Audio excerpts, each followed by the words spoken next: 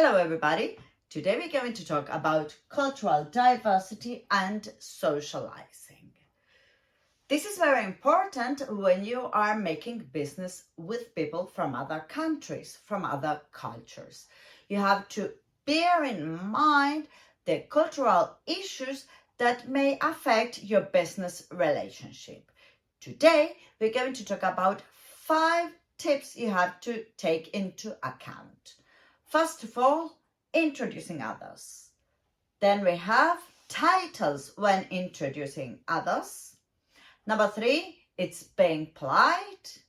Number 4, being direct.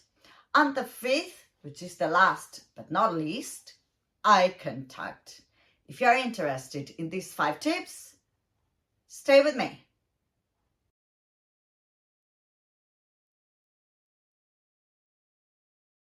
First of all, we're going to talk about introducing people, which is the best way, or which is the correct way to introduce somebody to others. Okay? We're going to start by saying that in English we say this is. This is the way we introduce somebody.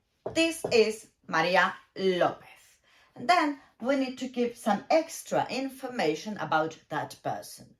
Okay? For example, she is Maria Lopez. She is a graphic designer. She works for X company. She works at head office.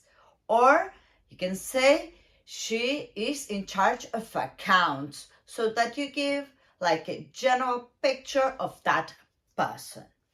And of course, the person who is receiving, welcoming the other one is going to say, pleased to meet you or nice to meet you. Both of them are correct and they have exactly the same meaning. Let's go with tip number 2. When introducing people, it's highly recommended to use a title and the surname.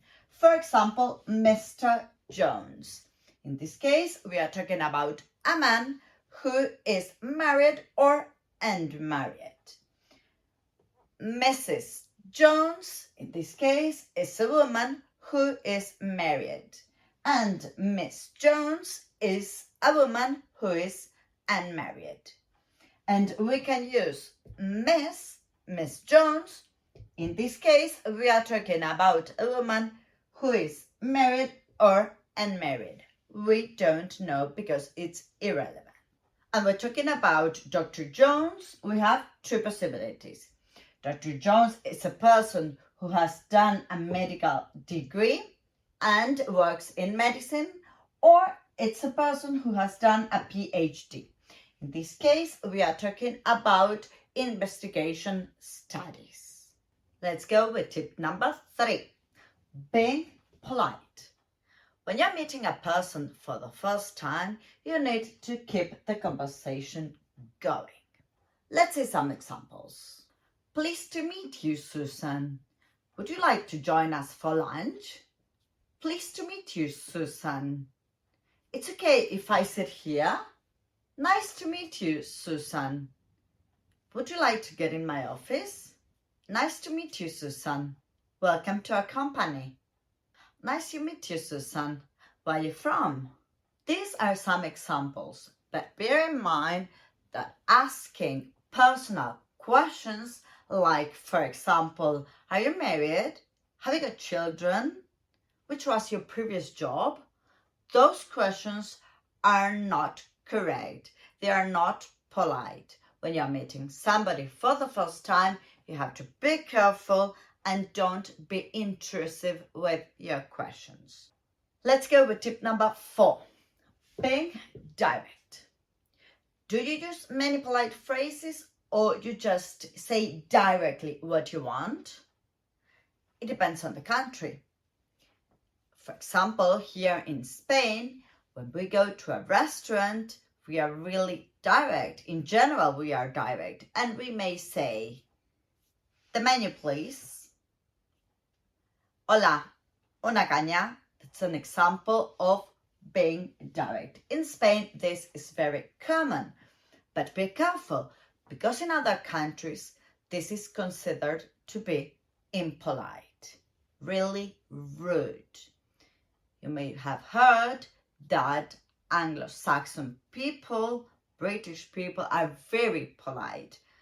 And they may go into a restaurant and they may say, "Do you think we could possibly have the menu, please?" So be careful with this, because you need to know the culture issues of the country you're making business with.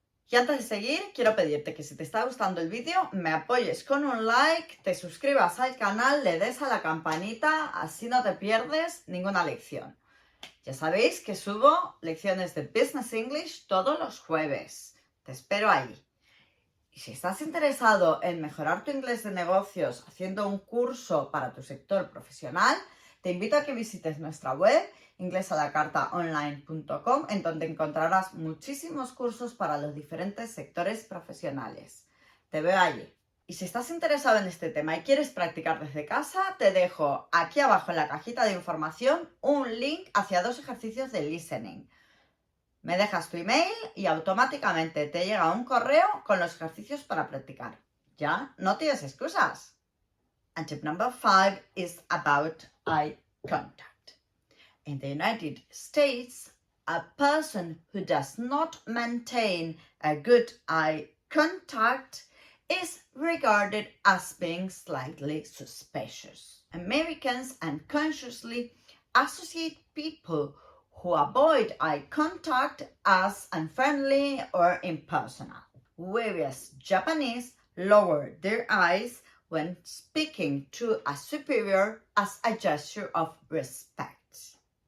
Latin American and African cultures have longer looking time, but prolonged eye contact from an individual of a lower status is considered disrespectful. English people are taught to pay strict attention to the speaker and let the speaker know they are interested in the speech or they have understood what the speaker has said by blinking their eyes. While Americans' signal of interest is by bobbing their head or grunting, So eye contact can be interpreted differently depending on the circumstances and their culture. Before receiving a visitor or before traveling in a business trip, you need to take into consideration and study all these cultural issues in order to create a good business relationship. That's all for now. See you next week. Bye-bye.